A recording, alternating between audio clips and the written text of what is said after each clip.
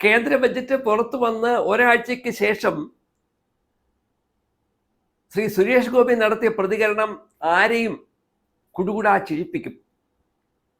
അദ്ദേഹത്തെ സംബന്ധിച്ചിടത്തോളം പലപ്പോഴും സ്ഥലകാല ബോധം നഷ്ടപ്പെട്ട് ചില പ്രതികരണങ്ങൾ നടത്തി മാധ്യമങ്ങളുടെ ശ്രദ്ധ നേടാനാണ് ശ്രമിച്ചിട്ടുള്ളതെങ്കിൽ ഇതാ സാമ്പത്തിക ബോധം പൂർണ്ണമായും നഷ്ടപ്പെട്ടാണ് അദ്ദേഹം കേന്ദ്ര ബജറ്റിനെ പറ്റി പ്രതികരിച്ചെന്ന് മനസ്സിലാവും. കേന്ദ്ര ബജറ്റിൽ നിന്ന് കേരളത്തിന് എന്ത് കിട്ടി കിട്ടിയില്ല എന്ന ചോദ്യത്തിനൊന്നും മറുപടി പറയാതെ ഈ ബജറ്റിന്റെ തന്നെ സൃഷ്ടാവായ കേന്ദ്ര ധനകാര്യമന്ത്രിയും അവരുടെ നേതാവായ പ്രധാനമന്ത്രിയും 2047 വരെയുള്ള വികസിത് ഭാരതത്തെ പറ്റിയാണ് ബജറ്റിലും അതിന് മുമ്പും അതിന് ശേഷവും പറഞ്ഞുകൊണ്ടിരുന്നതെങ്കിൽ ഈ മഹാനെ സംബന്ധിച്ചിടത്തോളം ഈ ബജറ്റ് എന്ന് പറഞ്ഞാൽ 2070 മുന്നിൽ കണ്ടുകൊണ്ടാണെന്ന് ഇദ്ദേഹം ഇതാ മൊഴിഞ്ഞിരിക്കുന്നു. നോക്കൂ, ഒരു രാജ്യത്തിന്റെ ബജറ്റ് എന്ന് പറയുന്നത് കേവലം ഒരു രാഷ്ട്രീയ പ്രസംഗമല്ല.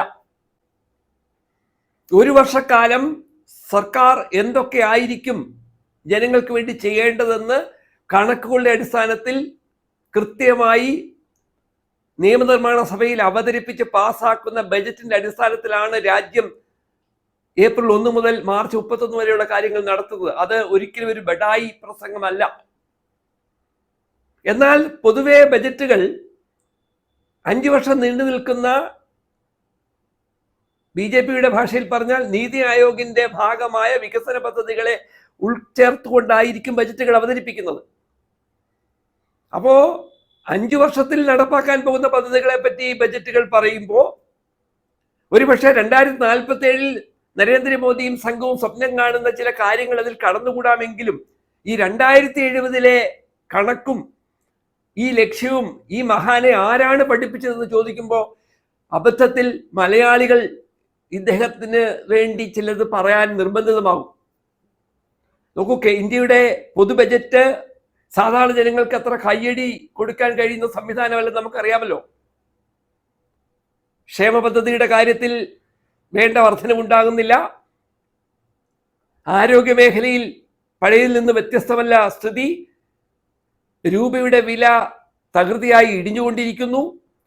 രാജ്യത്തിൻ്റെ മൊത്തം കടം 200 ലക്ഷം കോടിയായി വർദ്ധിച്ചിരിക്കുന്നു. അങ്ങനെ ഒട്ടേറെ വിമർശനങ്ങൾ ഏറ്റുവാങ്ങിയ ബജറ്റ് കേരളത്തെ പോലുള്ള ഒരു സംസ്ഥാനത്തിന് എന്ത് നൽകി എന്ന് ആളുകൾ ചിരിച്ചുകൊണ്ടാണ് അത് ഓർത്തെടുക്കാൻ ശ്രമിക്കുന്നത്. ദുഃഖകരമായ ചിരിയാണ് മലയാളികൾ ഈ ബജറ്റുമായി ബന്ധപ്പെട്ട് പങ്കുവെക്കേണ്ടി വരുന്നത്. അപ്പോഴാണ് ഈ മഹാൻ, അദ്ദേഹം കേവലം ഒരു മലയാളിയല്ല, കേന്ദ്ര സർക്കാരിലെ ഒരു മന്ത്രിയെ പറയുന്നു നാട്ടുകാരോട് ഒരാഴ്ചയ്ക്ക് ശേഷം ഈ ബജറ്റ് എന്ന് പറഞ്ഞാൽ 2070 ഇന്ത്യ എവിടെയാണോ എത്താൻ പോകുന്നത് അതിനു വേണ്ടിയുള്ള ഒരു കാർപ്പറ്റ് വിരിക്കലാണ് എന്നൊക്കെ പറയാൻ ഈ സുരേഷ് ഗോപിയെ പോലുള്ള ആളുകൾക്ക് മാത്രമേ ഈ ലോകത്തിൽ കഴിയാവേ എന്നാണ് ഞങ്ങൾക്ക് സൂചിപ്പിക്കാനുള്ളത്. സുരേഷ് ഗോപിയെ സംബന്ധിച്ചിടത്തോളം അദ്ദേഹം കേന്ദ്രമന്ത്രി ആകുന്നതിന് മുമ്പ് തന്നെ അദ്ദേഹം തൃശ്ശൂർക്കാരോടും മലയാളികളോടും മൊത്തം പറഞ്ഞുകൊണ്ടിരുന്നത്, ഞാൻ വന്നാൽ തൃശ്ശൂർ എടുത്തു കഴിഞ്ഞാൽ ആദ്യം കേരളത്തിന് ലഭിക്കാൻ പോകുന്നത് എയിംസ് ആയിരിക്കുമെന്നായിരുന്നു.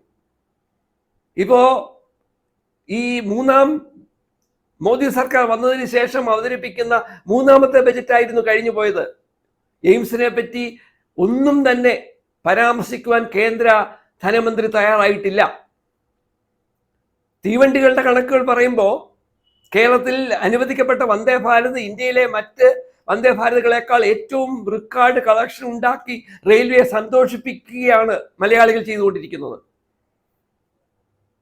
അവിടെയാണ് വേഗത്തിൽ യാത്ര ചെയ്യാനുള്ള റെയിൽ സംവിധാനം പ്രത്യേകം ഉണ്ടാകണമെന്ന് കേന്ദ്ര സർക്കാർ പലകുറി ഇന്ത്യക്കാരോട് പറഞ്ഞുകൊണ്ടിരുന്നത്. അതിന്റെ ഭാഗമായി തെക്കേ ഇന്ത്യയിലെ ചെന്നൈ, ബാംഗ്ലൂർ, ഹൈദരാബാദ് ഉൾപ്പെടുന്ന പ്രദേശങ്ങളിലേക്ക് അതിവേഗ തീവണ്ടികൾ അനുവദിക്കുവാൻ ധാരണയുണ്ടാക്കിയെന്നാണ് ബജറ്റ് പറയുന്നത്.